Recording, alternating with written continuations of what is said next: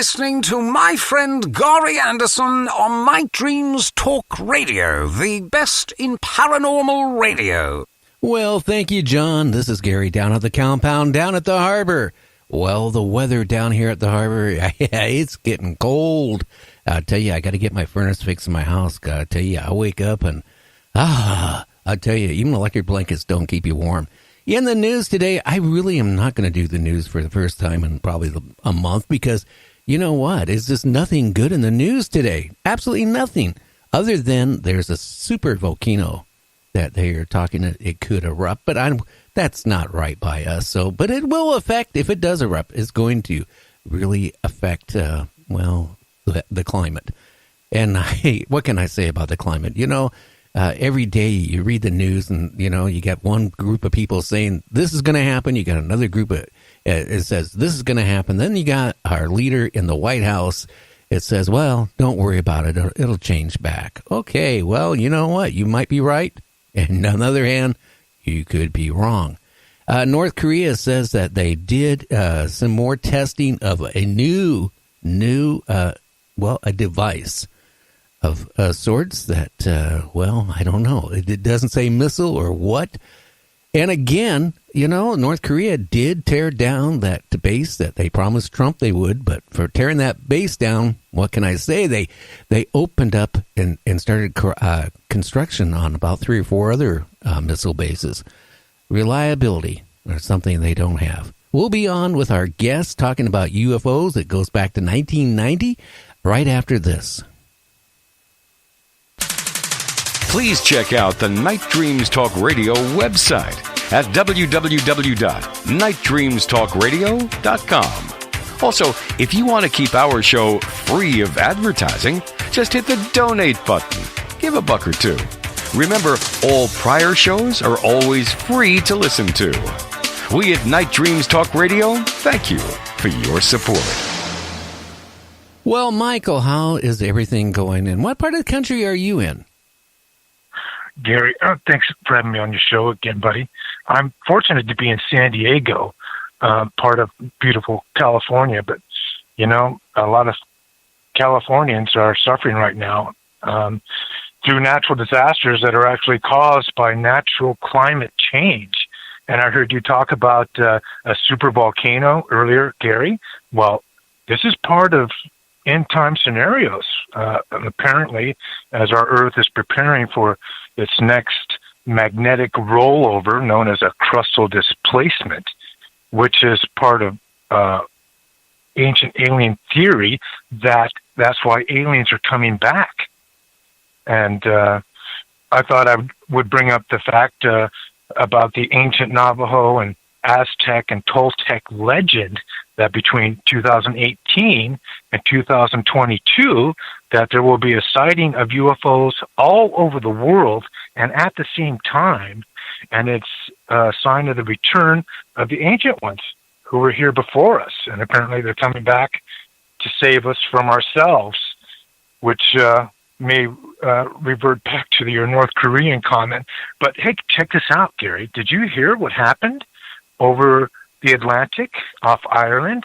I was reading in this Washington Post article by a guy named Cleve Wooten that 2 different pilots in airplanes reported seeing a UFO off the coast of Ireland.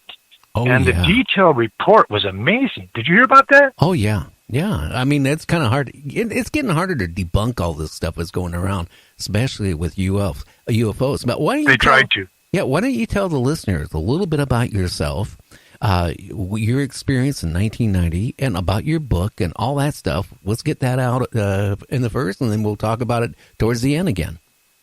Gladly.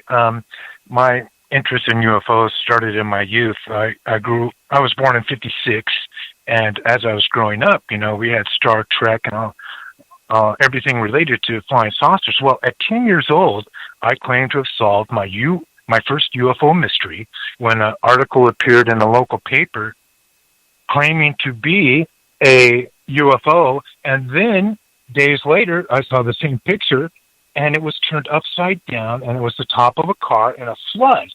Well, I saved the 2 articles for years thinking, wow, I just solved this UFO mystery. Well, A few years later, my dad passed over. He was a San Diego cop. And because of his death, Gary, I wanted to learn about the death experience.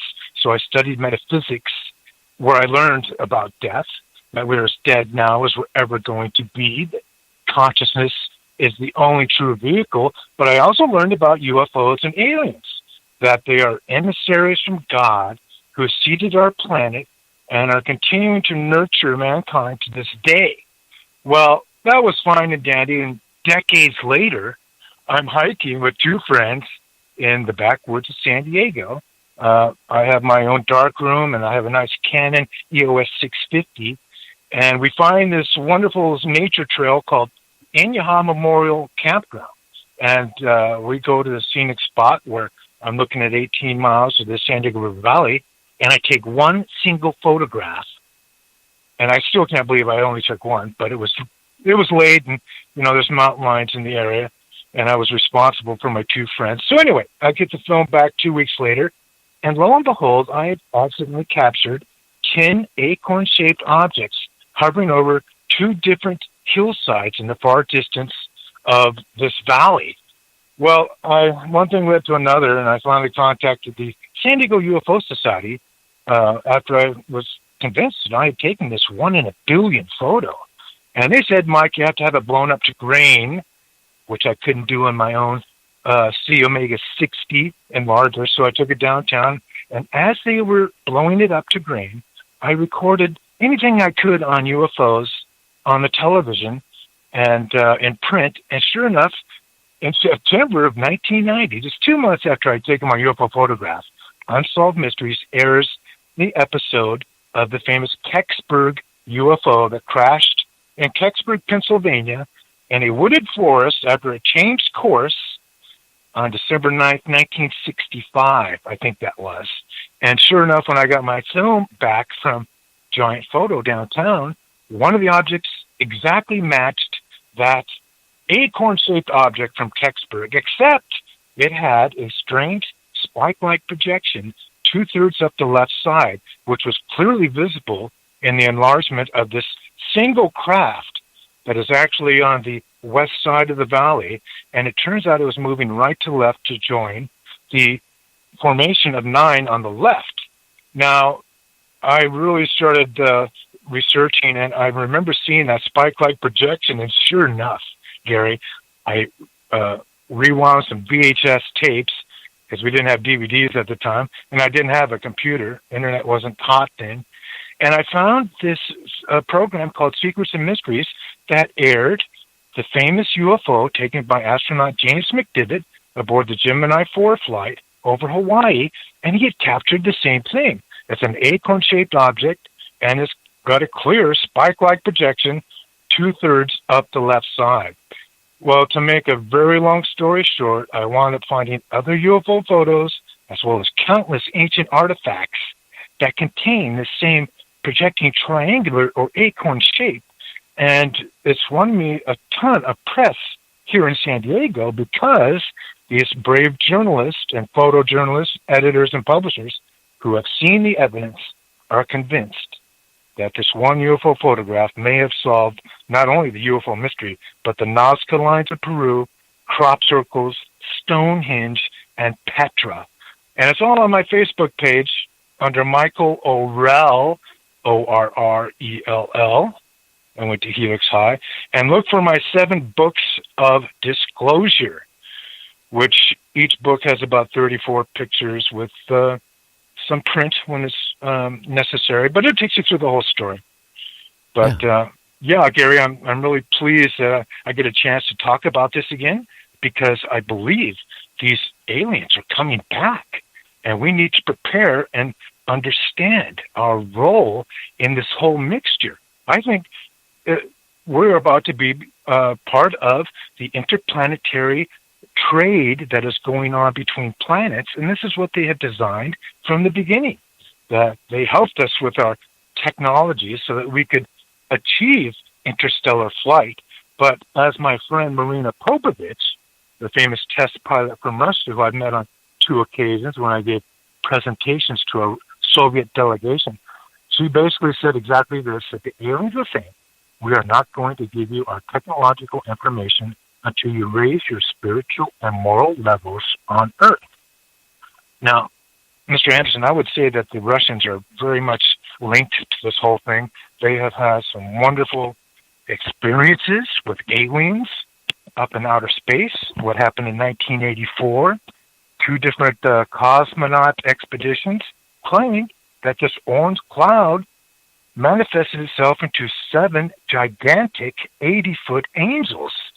Now, this is not something that they're going to say unless it really happened. And not too long after that, 2 other cosmonauts claimed in separate missions that they were told telepathically to go back home. In other words, we were not ready for outer space because we are not spiritually tuned in to what's really going on. What do you think about that? Well, I agree with a lot of what you said, but I also got a sneaking suspicion we're dealing not just with one type of alien that's been visiting our Earth. I think there is some good aliens out there, yes. I also think there's some very bad aliens out there that are not looking for the best thing for us, mankind. They probably would love to see us destroy our planet.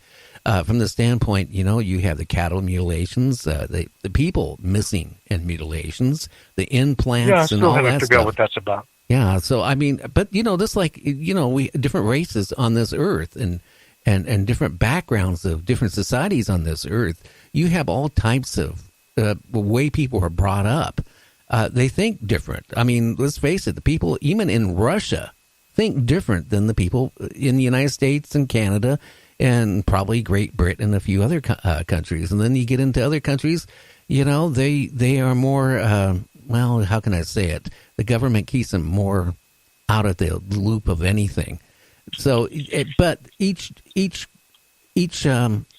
country, you have their different thoughts because they were brought up different.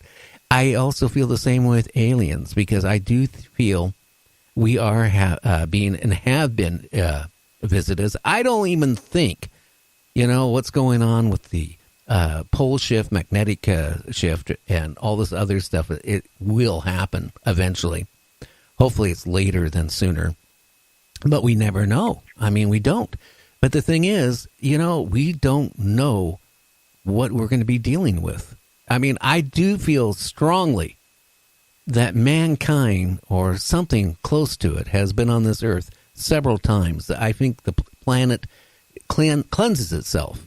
And I think we're almost in a stage where it's about ready to do it again. And maybe maybe life will start all over again with help of aliens again. Well, that's funny that you bring that up because that's really important that I think that aliens are working overtime actually to prevent this